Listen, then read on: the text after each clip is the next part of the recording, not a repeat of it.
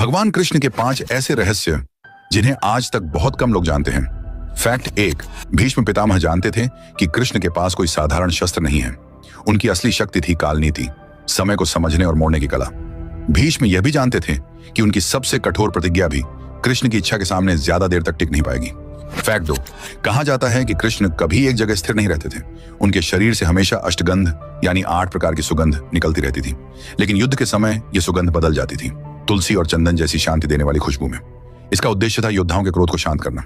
कृष्ण जानते थे कि युद्ध केवल हथियारों से नहीं, मन को नियंत्रित करके भी जीता जा सकता है। फैक्ट 3, कृष्ण जानते थे कि बर्बरीक के 3 बाण पूरी सृष्टि का संतुलन बिगाड़ सकते थे।